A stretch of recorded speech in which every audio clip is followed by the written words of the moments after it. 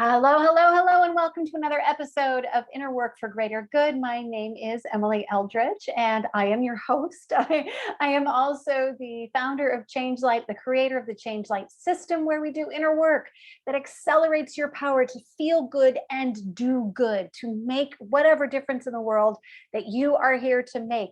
And in order to make the biggest difference, as I always say, it requires the inner work as well as the outer work. It's not enough, in my opinion, to just be doing the work on the outside and the external. We also have to do that inner work as well. And by doing that inner work, we make our lives easier. It just makes it a lot easier to affect change, because then we're doing that change from the inside. We're doing what Gandhi instructed about being the change that we wish to see in the world. That starts within. We can't have outer peace unless we have inner peace as well. It really starts with us. So that's what we're about, is helping you feel more at peace with yourself so that you can shine that radiant peace into the world and make an even bigger difference more easily and effortlessly. Free of those blocks, triggers, wounds, free of those bad habits, free of those patterns, unhealthy relationships, things like that can really get in the way of us functioning at our optimal level. So to that point today, I want to talk about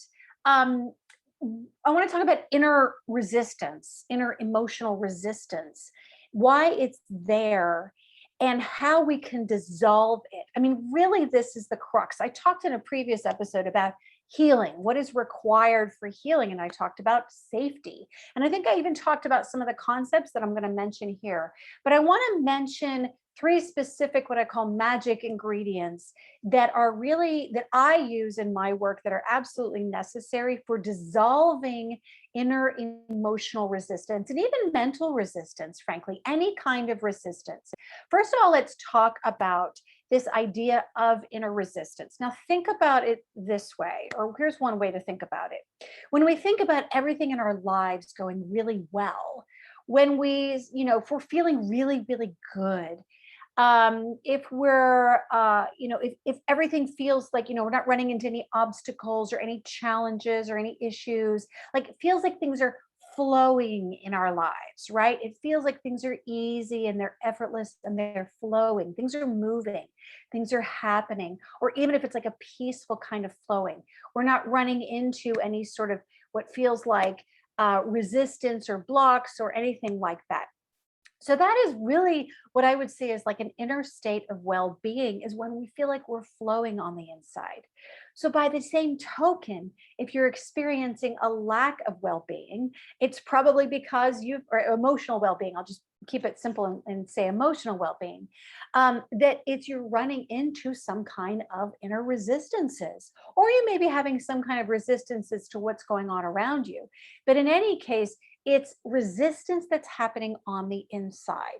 So think about the nature of resistance. Resistance implies you're resisting against something, or there's resistance to something. There's some kind of, it doesn't have to necessarily always mean struggle or conflict, but it can, right? If they talk about the resistance, or even like in the World War II, la résistance, it was the resistance to what the Axis powers were doing, and Hitler, etc. And so there was resistance to that because there was a desire to protect and keep at bay and prevent any further damage or hurt, etc. I don't want to get into World War II history. I'm not an expert, but you get what I'm saying.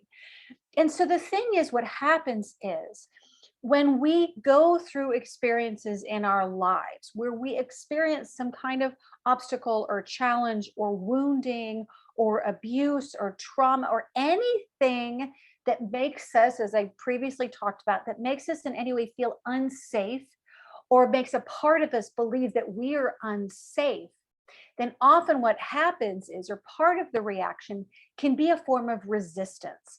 So it can be like pushing back against, or creating some kind of like a protective mechanism. A protective mechanism implies that there's a need to protect, there's a need to keep something away. And so what often happens is, internally, That's what happens with us emotionally, is these forms of resistance, of energetic resistance. And so the way that can come up, inside, is it can be in terms of, a part, which what I would call a defender, if you see my previous episodes, a part that says, and tries to push back against that pain. So that's a classic form of resistance, to set up a barrier, to push back against, I am resisting against you. Another kind of resistance, though, could be, being stuck in an emotional state. So, when you're resistant to change, you're resistant to outside input, or part of you is, you're stuck in that state. Stuckness implies that there's not movement, that there's not flow. And we talked about flow a minute ago, and that's, well-being is like flow and peace and all that. And people often say that emotions are energy in motion.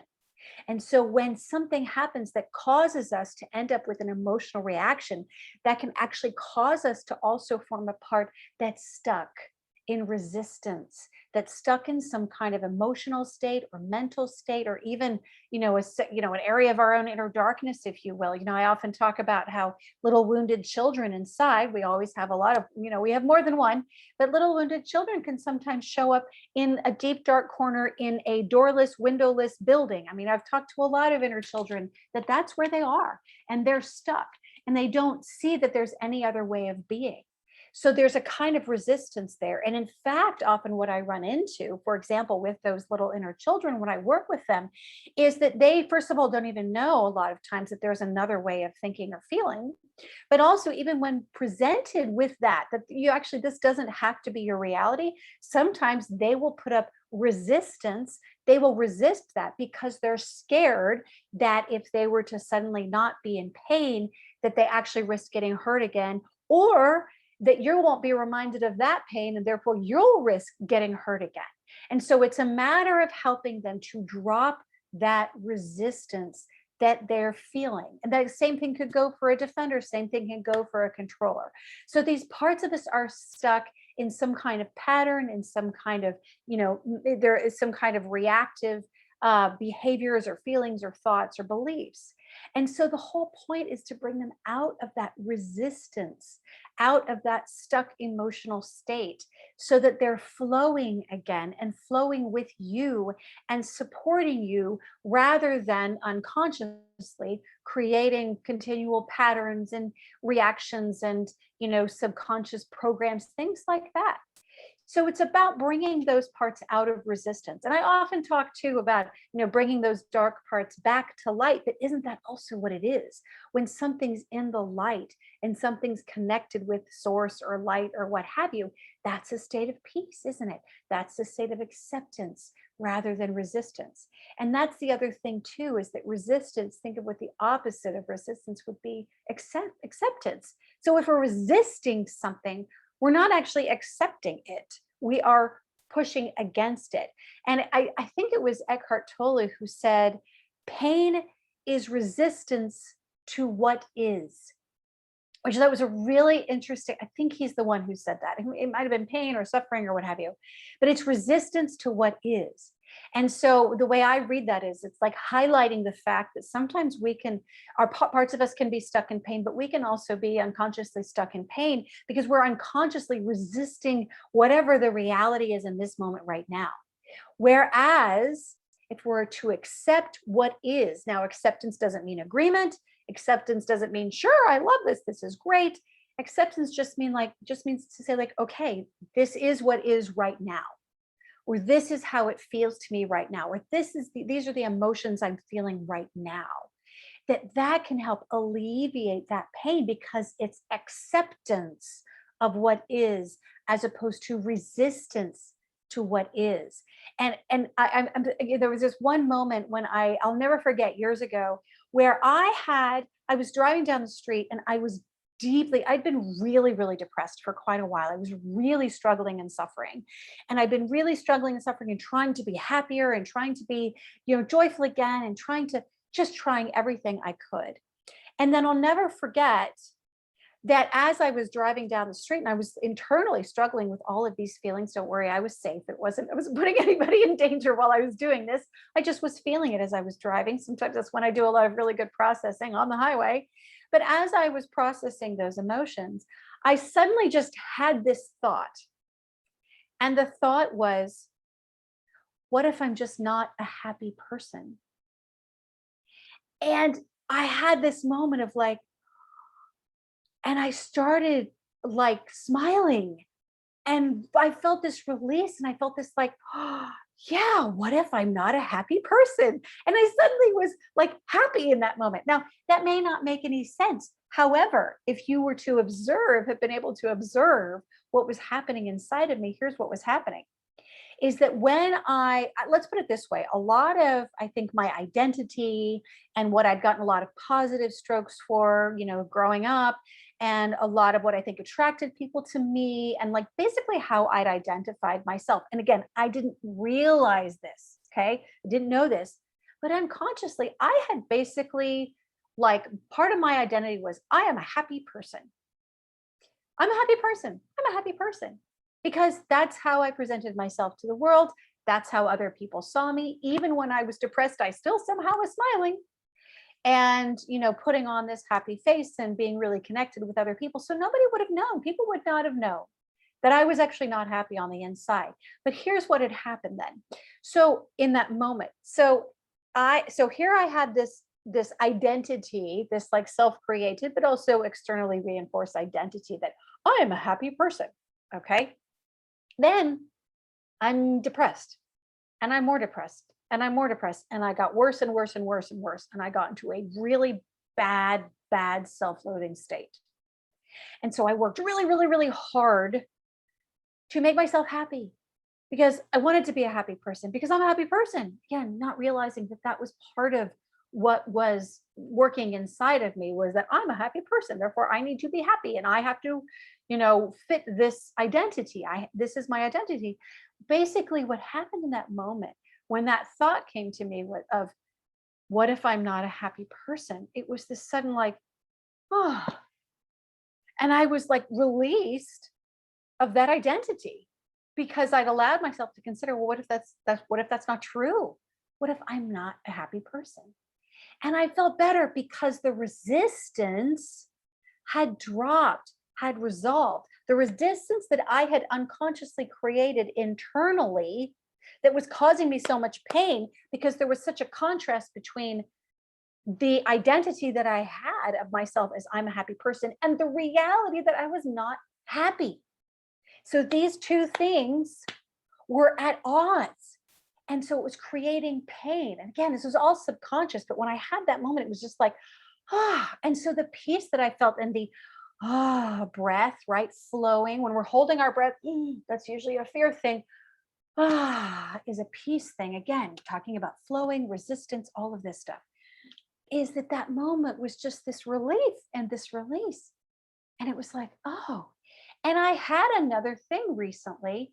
I'll just be very honest with you. I had a massive meltdown a couple of days ago. I have massive meltdowns occasionally. They used to be way more frequent, but luckily I'm a lot healthier now than I ever used to be. So it takes a while for suddenly something to really like hit where I'm like, oh my God, I'm not dealing with this, or not even realizing what's going on with me unconsciously.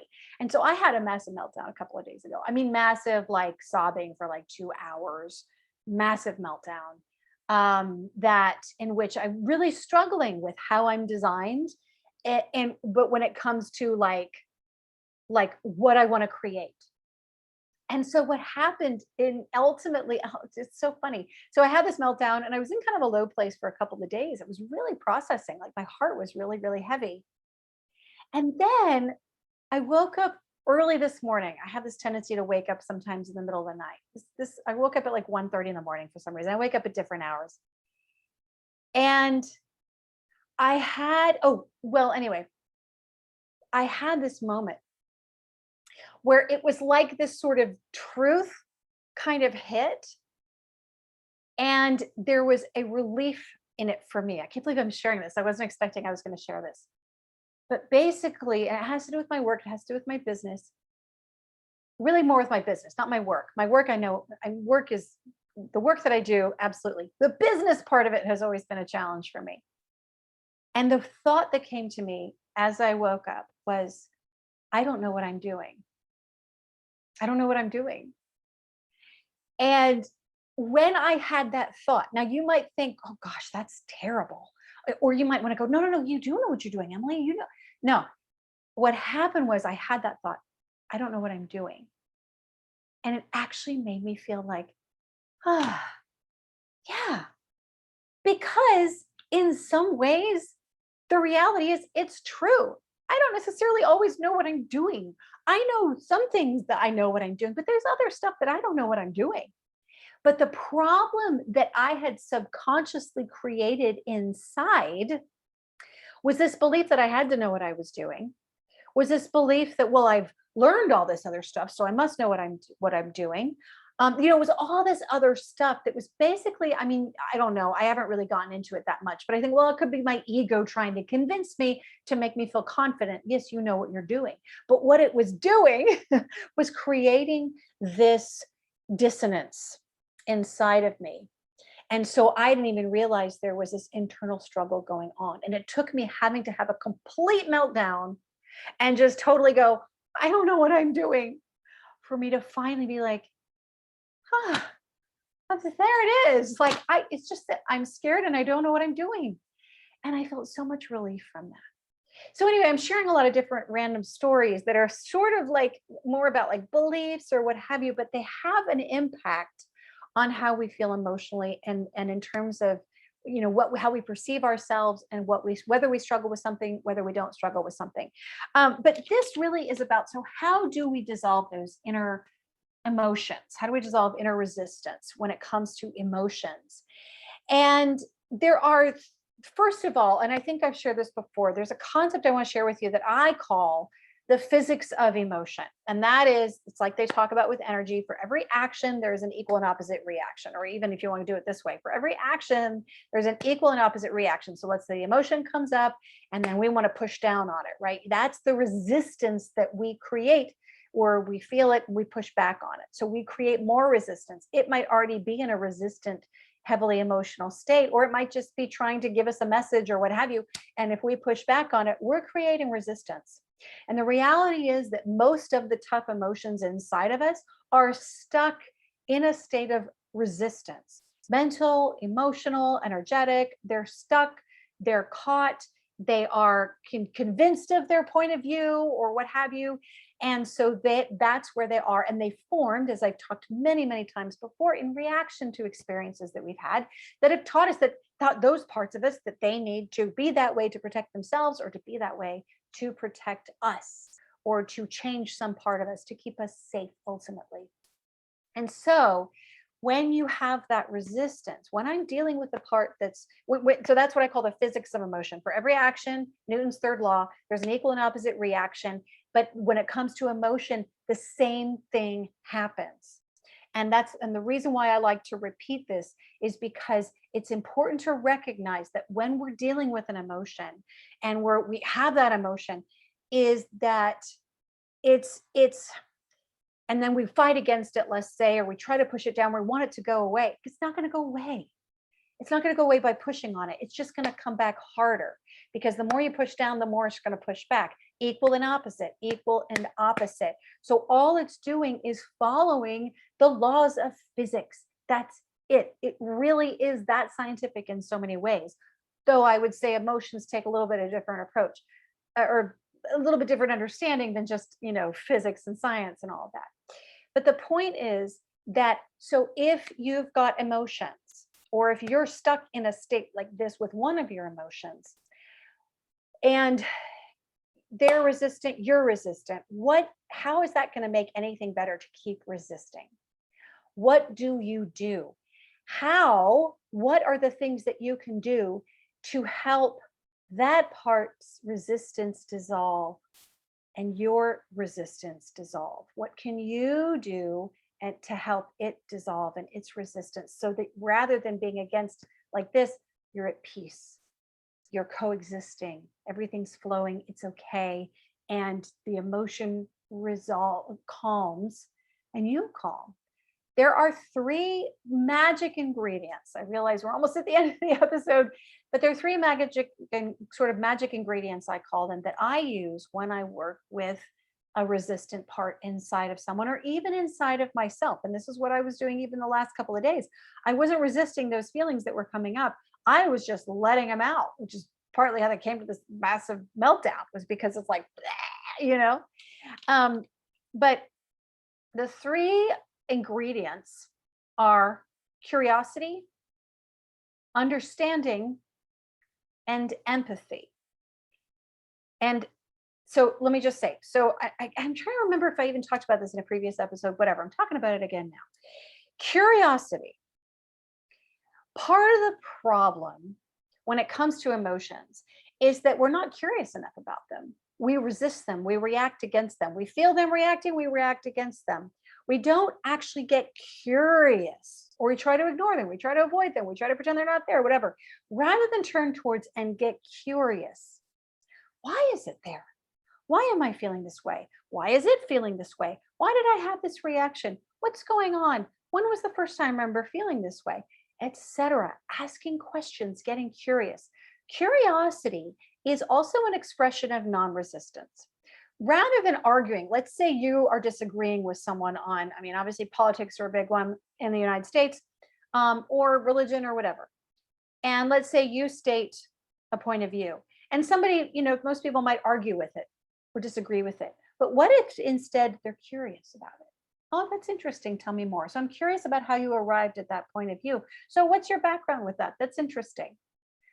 Which is going to get the better reaction from you? If they argue with you and say, that's so stupid, that's dumb, or you know what, you're probably one of those, blah, blah, blah, or whatever. How are you going to react to that? Versus how are you going to react to them going, oh, that's interesting. I hadn't thought about it that way. I'm curious about why you think that way. So that immediately can lower resistance. Curiosity implies openness to what you have to share or to however you're feeling. The same thing goes for us internally, emotionally. When we're curious about what's going on and we ask these parts of us questions, and I'm just curious, and with genuine curiosity, not some kind of agenda, but just really going, where did you come from? I mean, I've asked that of some parts of me, where did you come from? Like, I have no idea where you came from. Was there a certain moment that, you showed up that I, had you as a reaction? I don't know. So get curious. That's one. The second one is understanding. And actually no, I'll save that for later. So understanding. So the curiosity is kind of, you're just being open, just, that's interesting. I'm curious, asking questions. Understanding is more of kind of a mental process, but also based on your own life experiences, kind of going, oh yeah, I see. Okay, I can see how, or listening to what that part is saying, or that emotion is expressing. Oh, I see why you feel that way. You may not agree with it, but you can understand. And when that part feels understood, that calms it down even further. Yeah, okay. Oh, I see that you're really angry and upset about that. That's understanding. And also understanding, and this is why I teach a lot about the 3 types of M powers and 3 types of X powers. When you understand why certain kinds of parts of you exist, then you can better relate to them, then you can better connect with them, or then you can better help them heal or calm down or bring them more fully into your lives, whatever it is, X power or M power. But it's understanding and being understanding of that part. That's another powerful ingredient. This is what I do when I work with X powers and even M powers too, but really X powers are the ones that need that healing and that taken out of that state of resistance. So I use curiosity and I use understanding. Yeah, I can see why you feel that way. That's interesting. Yeah, I can see that really hurt your feelings. I can see that really made you angry. I can see that really made you sad, just for example. And then finally, empathy. So the empathy part of it is, and we know how to do this, right? When we empathize with others, we sit with their feelings. We honor their feelings and empathize. We draw from our own experiences in our own emotions that we've had, or our own, the things that we can relate to in what they're sharing, as a way of helping them feel safe and connected and further understood and felt, if you will. They feel like they're being not just heard and understood, but felt in a way. And so curiosity, understanding, and empathy, these are the magic ingredients that will help dissolve inner resistance much faster than just trying to analyze or just talking. Really listening, really seeking to understand, and really empathizing with those parts, even if you disagree. And I think I've said this before. I've empathized with inner critics and inner monsters that say horrible and do horrible things to the person. But I say, gosh, yeah, I can see that you're really scared for her, or you're scared for him. I can see that you're behaving that way because you've seen him hurt before, or you've seen her get in trouble for that. You see? So that's what it's about. You're not necessarily expressing agreement or saying, yeah, that's right. It's just more like, yeah, okay, I get it. And that drops that inner resistance. I never, ever, ever, ever argue with an ex power, with an inner part, an inner struggle, an inner emotion, ever. I may not like it, and I may, express my discomfort, or like if I'm working with a part of myself, I might be like, okay, I see why you're feeling that way, but I'm telling you right now, it doesn't work for me. You see, so I don't argue with it. I don't tell it not to feel how it feels. I don't tell it not to think what it's thinking. I don't try to rip that kid out of its dark hovel. No, you just don't. It doesn't work. It just creates more resistance. The key is to dissolve, relax that resistance so that we have flow again. So that we have flow again. That's what it's about. Curiosity, understanding, and empathy. And I would throw validating in there as well. But that kind of fits in with empathizing. When you validate how that part feels, yeah, that's what I'm saying. Like, yeah, I can see how you feel that way. That's kind of validation, because that part wants to feel understood, heard, connected, validated.